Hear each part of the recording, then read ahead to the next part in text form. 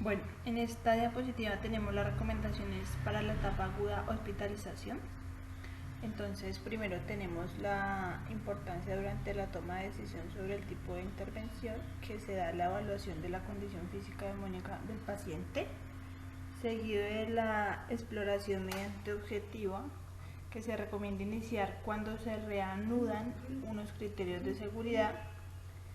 y luego la evaluación funcional física y cognitiva psicológica del paciente, intervenir precozmente en el impacto de la hospitalización de UCI que presenta psicológicamente el paciente. En esta tenemos recomendaciones para la atención en pacientes posterior a la alta hospitalaria y programación en consulta externa. Entonces tenemos la experiencia en la atención en la etapa postcrítica es escasa. La evaluación complementaria pues entonces sería la evaluación clínica, donde está el examen físico, estudio de imágenes, exámenes de laboratorio, entre otros. Evaluación de la función respiratoria pues se realizaría con espirometría, y fuerza muscular respiratoria se realizaría con el PICMAX y el PIMAX, para saber qué tan bien está de fuerza muscular el paciente. En recomendaciones de la atención del paciente posterior a la alta hospitalaria y la programación en consulta externa, tenemos también medición de rango de movimiento articular, la evaluación de la fuerza muscular periférica con las escalas de MRC,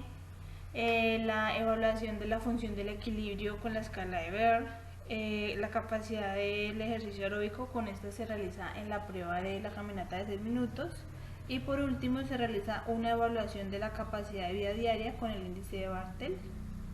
para mirar qué tan independiente está. En cuanto al manejo ambulatorio de enfermedades leves, entonces la enfermedad leve se define como síntomas leves que presenta o manifiesta, digamos, la neumonía.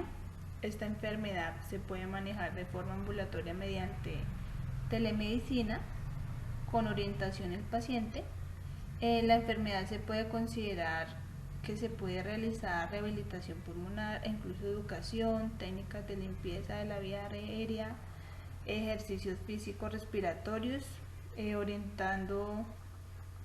a actividades y control de la ansiedad igualmente. En este, como lo dije anteriormente, entonces presenta síntomas leves, se puede manejar de forma ambulatoria mediante telemedicina, e incluir una educación tanto al paciente como a la familia para el manejo de las diferentes técnicas de rehabilitación.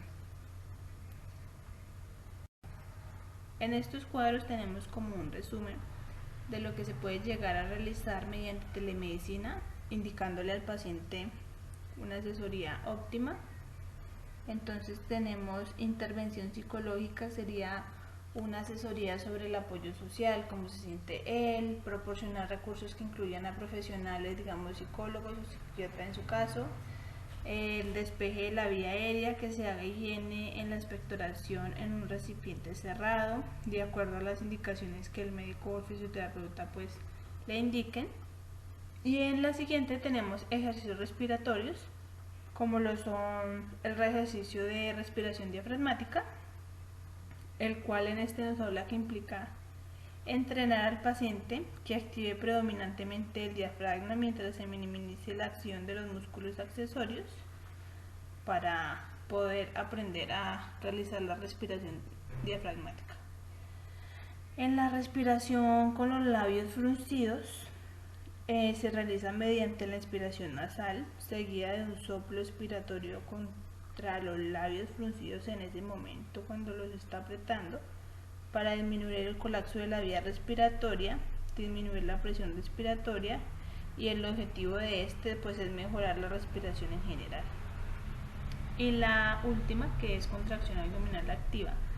se debe utilizar la contracción activa de los músculos abdominales al final de una inspiración, y así se aumenta la presión abdominal y empuja el diafragma hacia una tensión. Este puede trabajar en conjunto con la respiración diafragmática cuando ya se tiene un entrenamiento previo de estas dos. Tenemos al igual una frecuencia que se puede realizar dos series 3 veces al día, durante 10 o 15 minutos para las primeras sesiones de 3 a 4, y se va haciendo una progresión aumentando gradualmente la duración de 2 a 3 sesiones hasta una duración total del objetivo de 30 a 60 minutos, de acuerdo a cómo se vaya sintiendo el paciente, ya que si de pronto el paciente llega a presentar una dificultad o la saturación no se recupera en ese momento que se está haciendo la terapia, pues se debe interrumpir el ejercicio, porque pues la saturación no mejora y no puede mantener pues una puntuación de, digamos, la revaloración de la escala de Borg con reposo, o que de pronto presente dolor en el pecho, palpitaciones, o que presente mareo, se debe interrumpir inmediatamente. En este tenemos entonces educación al paciente, educarlo con las estrategias que se le van a fomentar para poder recuperarse, fomentar hábitos de vida alimenticia, de el sueño, hidratación, nutrición, entre otros. Y en las recomendaciones de la actividad física, según la valoración siempre de la puntuación de escala de Borg, una frecuencia del ejercicio de 1 a 2 veces al día o 3 a 4 veces a la semana, de acuerdo a la valoración previa del paciente siempre. Se debe valorar antes y después del ejercicio, la duración del ejercicio de 10 a 15 minutos durante las primeras semanas, y luego se va aumentando gradualmente. El tipo de ejercicio que puede fomentar en esta actividad física pues puede ser caminar, andar en bicicleta, entre otros. Y la progresión se debe hacer siempre con la revaloración de la escala de Borg para prevenir una recaída en el paciente. Entrando en la rehabilitación pulmonar para el paciente pediátrico, entonces aquí tenemos 3 secuelas dependiendo del daño orgánico que se expone en el paciente, dependiendo de la revaloración y la valoración del médico. En el momento se puede clasificar en 3: en estado leve, en estado moderado y estado grave. El primero habla donde probablemente no requiere oxígeno el paciente y requiere pues no aumentar su duración de la valoración. El segundo requiere un alto volumen de fracción inspiratorio de oxígeno con requerimiento de uso domiciliario.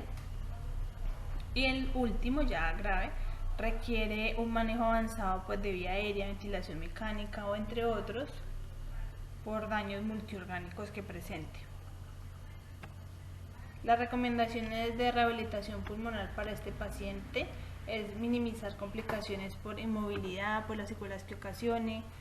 Se recomienda evitar manejo intensivo de soporte mayor a 10 milímetros de H2O,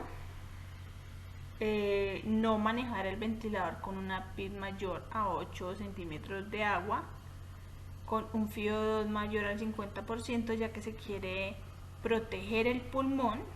y los valores de protección pulmonar son desde 4 a 6 centímetros de agua. El fisioterapeuta pulmonar, donde se realicen técnicas para promover el esfuerzo inspiratorio, que se encuentre hemodinámicamente y respiratoriamente estable, y que los rangos de movilidad o estén activos con porcentajes de resistencia adecuado a la valoración previa para dar pues su alta. Las recomendaciones de rehabilitación pulmonar para este paciente también se da, digamos, en niños menores de 2 años de edad. La fuerza muscular pues no se mide con las estrategias habituales, sino que se menciona qué intensidad y frecuencia de movimientos presenta. En telemedicina, cuando se maneja técnicas de telemedicina, ya que se da cuidado en casa,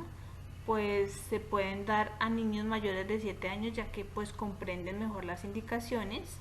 y pueden hacer mejores las técnicas respiratorias o musculares con el acompañamiento del padre óptimamente. Y los protocolos lúdicos para estos pacientes pues pueden entender mejor la indicación, como le dije anteriormente, ya que se dificultaría un poco si fuera un niño menor de esta edad.